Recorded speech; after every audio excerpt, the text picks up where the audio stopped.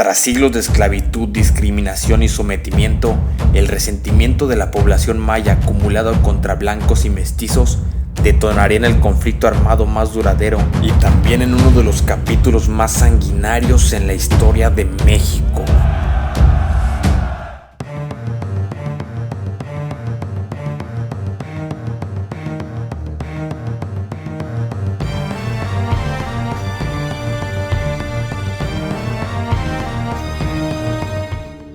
República de Yucatán, verano de 1847.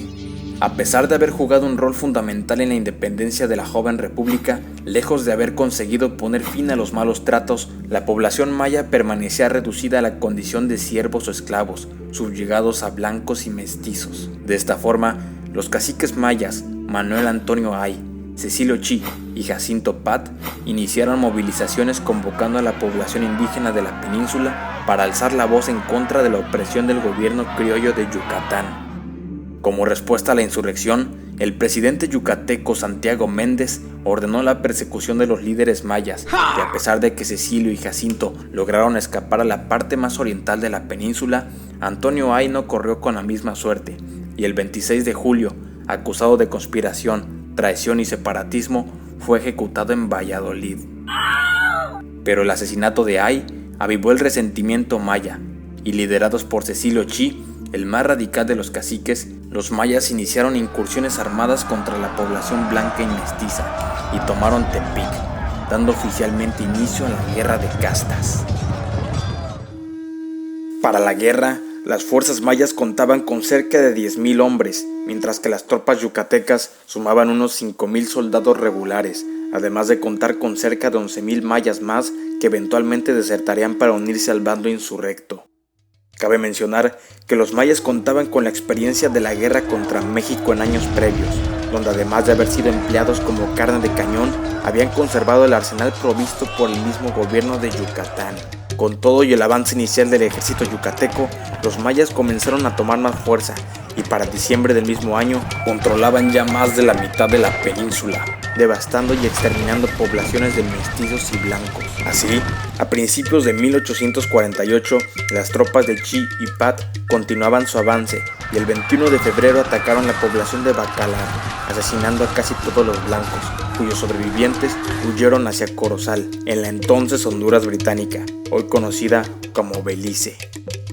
Ante el preocupante avance de los mayas, Santiago Méndez buscó el apoyo externo de España y el Reino Unido para mantenerse en el poder, pero ambos lo rechazaron. No.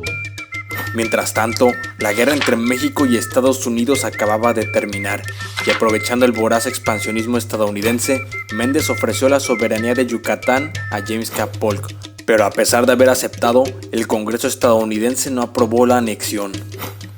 Así las cosas, la aprobación de Méndez al interior de Yucatán se desvalijó rápidamente, y en marzo, Miguel Barbachano, opositor de Méndez y partidario por la reanexión a México, asumió la presidencia.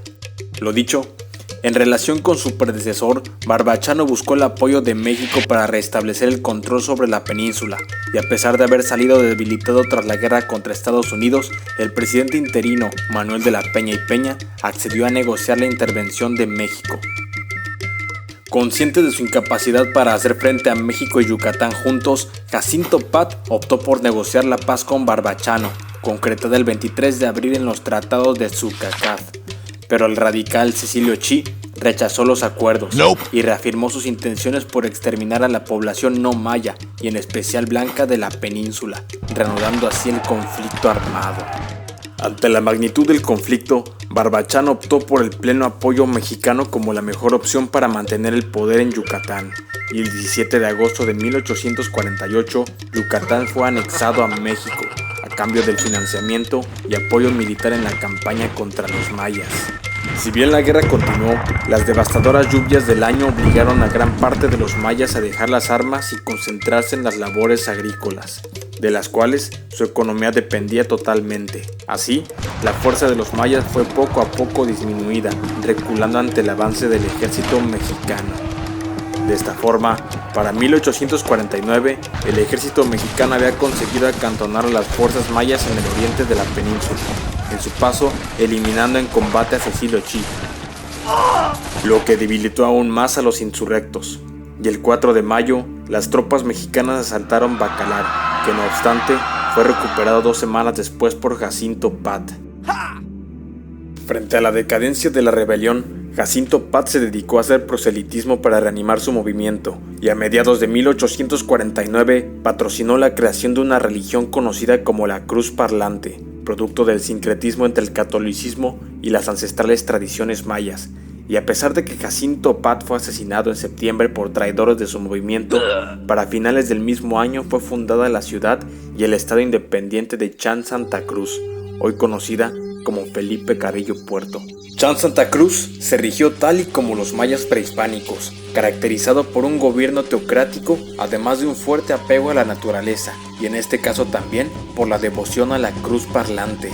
Entonces, las fuerzas mayas habían sido reducidas a guerrillas, que autonombrándose como los Cruzop, del español cruz y el plural maya op, siguieron haciendo frente al ejército mexicano. Al mismo tiempo, aprovechando la inestabilidad en México, el Reino Unido comenzó a exportar armas y a financiar a Chan Santa Cruz desde la Honduras británica, para eventualmente expandir sus dominios hacia el norte. Igualmente, Honduras le otorgó apoyo político a los Cruzop. A pesar de haber reducido considerablemente a los separatistas mayas, en lugar de sofocarlos por completo, durante buena parte de la segunda mitad del siglo la atención del gobierno mexicano fue ocupada por otros procesos y conflictos armados, como la venta de la Mesilla en 1853, la Guerra de Reforma en 1857 y posteriormente la Segunda Intervención Francesa de 1861 a 1867, de los cuales también tengo un video de cada uno. ¿Por qué no vas y los checas después de este? Con todo, las guerrillas mayas subsistieron el paso de las cruentas décadas, hasta que en 1893, en pleno apogeo del porfirismo, fue firmado con el Reino Unido el Tratado Spencer-Mariscal, el cual redujo considerablemente el tráfico de armas desde la Honduras británica hacia México, privando de suministros a los Cruzop.